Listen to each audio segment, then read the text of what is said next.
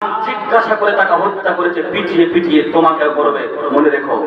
নইলে ভাই এখনো সময় আছে, তুমি ইসলামকে অ্যাকসেপ্ট করো, ইসলামকে নিজের জীবনে পূর্ণাঙ্গ ভাবে পূর্ণাঙ্গ জীবন ব্যবস্থা হিসেবে তুমি মেনে নাও, কোরআন এবং সহিহ সুন্নাহ অনুপাতে তুমি আমল করতে থাকো। নইলে তোমার কোনো অবকাশ নেই, তুমিও মার খাবা। আর অন্যান্য জায়গাটা হচ্ছে বলে তুমি হাসিও না, কালকে তুমিও পিটনি খাবা, তোমাকে উঠান হবে এইভাবে। নইলে ভাই এখনো সময় আছে, তুমি ইসলামকে অ্যাকসেপ্ট করো।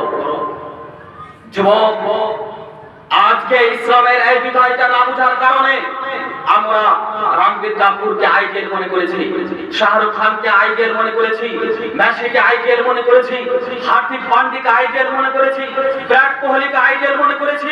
অথম গাধা, তুমি কি জানো সে কে? তোমার শত্রু, তোমার পাপের শত্রু, তোমার 14 গোষ্ঠীর শত্রু সে। তোমাকে এখন যদি পায় তাহলে গুলি মেরে হত্যা করবে বেশি।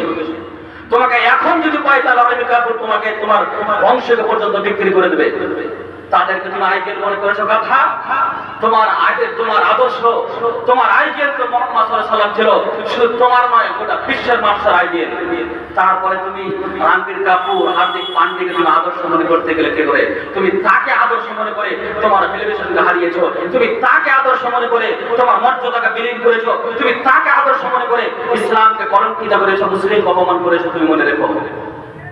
শোনো, ইসলাম বাদ দিয়ে যতগুলো পথ পন্থা আছে, আল্লাহ বলছেন ওমা ইয়াবতাগা গায়রা ইসলামে দীনান ফালা ইউকবাল মিনহু। ইসলামের অনুসন্ধান বাদ দিয়ে, ইসলামের শিষ্টাচার সভ্যতা নিয়ম নীতি পথ পন্থাকে বাদ দিয়ে অন্য কোন বিষয়কে যে বাজার অনুসন্ধান করে, অন্য কোন ধর্ম, অন্য কোন পথ, অন্য কোন বৈশিষ্ট্য, অন্য কোন রাস্তাকে অবলম্বন যারা করে, অনুসন্ধান করে, তা সবই প্রত্যাখ্যাত, তা সবই বাতিল। আল্লাহ তাবারাক ওয়া তাআলা বললেন তা গ্রহণীয় হবে না, তা গ্রহণ করবে না আল্লাহ তাবারাক ওয়া তাআলা। তুমি যতই বেশি বেশি করো, হাসর তার সাথে হবে, এটা কথা তুমি মনে রেখো। তুমি রণবীর কাপুরকে যতই পড়ে থাকো, হাসর তার সাথে হবে, তুমি মনে রেখো। কিয়ামতের মাঠে তার সাথে তোমাকে উত্তীর্ণ হতে হবে।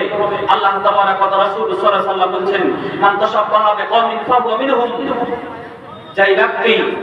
যে ব্যক্তির অনুসরণ করবে, যে জাতির অনুসরণ করবে, যে কওমের অনুসরণ করবে, হাসর তার সাথে হবে।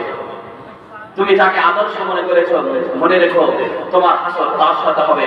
সম্মানিত মা বোন, আপনি যাকে আদর্শ মনে করেছেন, মনে রাখবেন কিয়ামতের মাঠে হাসর তার সাথে হবে।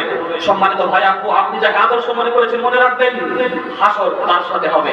আপনি কি কোনো ওলামাকে আদর্শ মনে করেছেন? আদর্শকে আপনি মুহাম্মদ সাল্লাল্লাহু আলাইহি ওয়াসাল্লামকে মনে করেছেন? আদর্শকে মানহাজে সালাফদের অনুসারী আমাদের আকাবিরদের মনে করেছেন? নাকি আদর্শ কুলাঙ্গারদেরকে মনে করেছেন, যারা ইসলামকে অপমান করে?